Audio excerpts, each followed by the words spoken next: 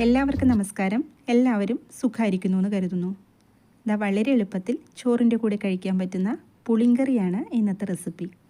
ഇതുപോലെ ട്രൈ ചെയ്ത് നോക്കാത്തവരൊക്കെ ഉണ്ടെങ്കിൽ ഒന്ന് തയ്യാറാക്കി നോക്കൂ. ഏത് പച്ചക്കറി കൊണ്ടും ഈ ഒരു കറി തയ്യാറാക്കിയെടുക്കാം. അപ്പോൾ റെസിപ്പി എങ്ങനെയാണെന്ന് വീഡിയോ എല്ലാവരും കണ്ടു നോക്കൂ കേട്ടോ. അപ്പോൾ ഇന്ന് നമ്മൾ കറി തയ്യാറാക്കിയെടുക്കുന്നത് മത്തങ്ങ കൊണ്ടാണ്. ഞാൻ ഒരു കഷ്ണം മത്തങ്ങ എടുത്ത് വെച്ചിട്ടുണ്ട്. ഇത്രയും വേണ്ട കേട്ടോ, ഇതിൻ്റെ ഒരു ചെറിയ കഷ്ണം എടുക്കുന്നുള്ളൂ. അപ്പോൾ ഇന്ന് നമ്മൾ എടുത്തിരിക്കുന്ന മത്തങ്ങയുടെ ഒരു തൊണ്ടിന് കുറച്ച് കട്ടിയുള്ളത് കൊണ്ട് ആ ഒരു തൊണ്ട് കളഞ്ഞിട്ടാണ് കറി തയ്യാറാക്കിയെടുക്കുന്നത്. മത്തങ്ങയുടെ ആ ഒരു തൊണ്ട് നമുക്ക് കളയേണ്ട ആവശ്യമൊന്നുമില്ല, കട്ടിയില്ലാത്തതാണെങ്കിൽ. അതിപ്പോൾ ഞാൻ തൊണ്ടയ്ക്ക് ഒന്ന് കളഞ്ഞെടുത്തുകൊണ്ട് വരാം.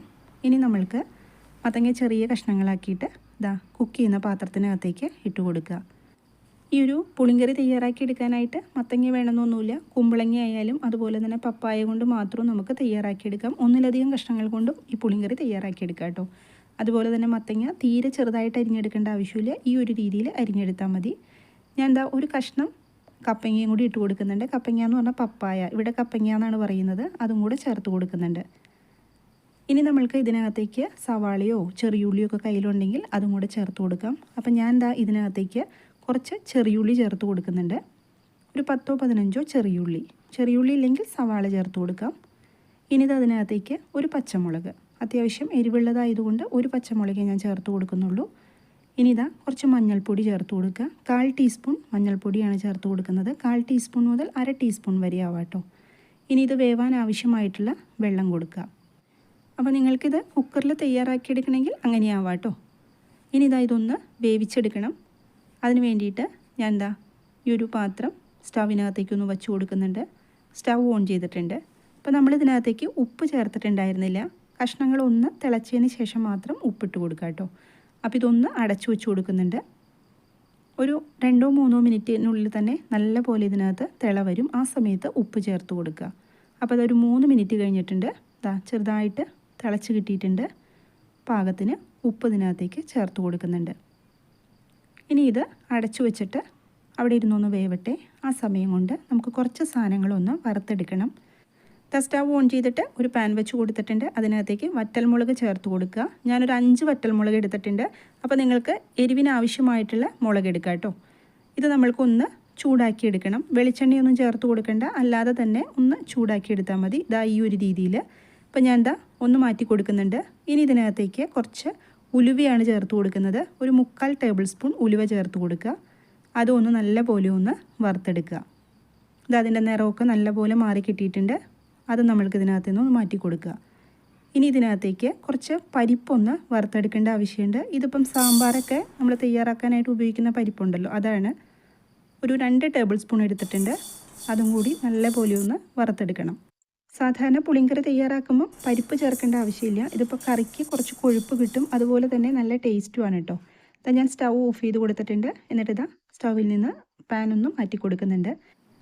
ഈ ഒരു സമയം കൊണ്ട് നമ്മൾ വേവാൻ വച്ചിരുന്ന മത്തങ്ങയും അതുപോലെ തന്നെ പപ്പായയും നല്ല പോലെ വെന്ത് കിട്ടിയിട്ടുണ്ട്. ഇനി പുളിവെള്ളം ചേർത്ത് കൊടുക്കുക.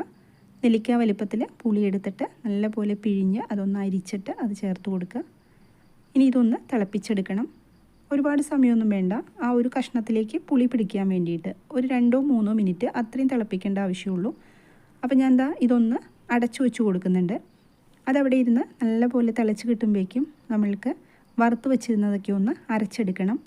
ഞാനൊരു മിക്സിയുടെ ജാർ എടുത്തിട്ടുണ്ട്. ഇതിനകത്തേക്ക് ചേർത്ത് കൊടുത്തത് നാളികേരമാണ്.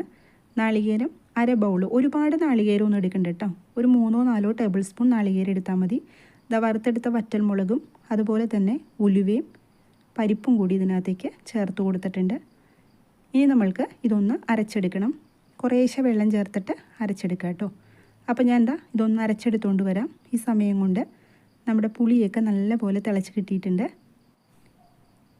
ഇനി ഇതിനകത്തേക്ക് നമ്മളിപ്പം അരച്ചെടുത്തിരിക്കുന്ന അരപ്പുണ്ടല്ലോ, അത് ചേർത്ത് കൊടുക്കുക. തീ സമയത്തൊന്ന് കുറച്ച് വെച്ച് കൊടുക്കുക കേട്ടോ. അരപ്പ് ചേർത്തിട്ട് നല്ലപോലെ ഒന്ന് ഇളക്കി യോജിപ്പിച്ച് കൊടുക്കുക. ഈ സമയത്ത് നമ്മുടെ വീഡിയോ കണ്ടുകൊണ്ടിരിക്കുമ്പം സബ്സ്ക്രൈബ് ചെയ്യാതെ കാണുന്നവരുണ്ടെങ്കിൽ ഒന്ന് സബ്സ്ക്രൈബ് ചെയ്ത് സപ്പോർട്ട് തരണേ. അതുപോലെ തന്നെ ലൈക്ക് ചെയ്യുകയും വേണം കേട്ടോ. ഇനി ഇതിനകത്തേക്ക് പാകത്തിന് വെള്ളം ചേർത്ത് കൊടുക്കുക. എത്രയാണോ നിങ്ങൾക്ക് ആ ഒരു കറിക്ക് ചാറ് വേണ്ടത് അതനുസരിച്ച് ചേർത്ത് കൊടുത്തോളൂ. അതും കൂടെ ചേർത്ത് കൊടുത്തിട്ട് ഒന്ന് ഇളക്കി യോജിപ്പിച്ച് കൊടുക്കുന്നുണ്ട്.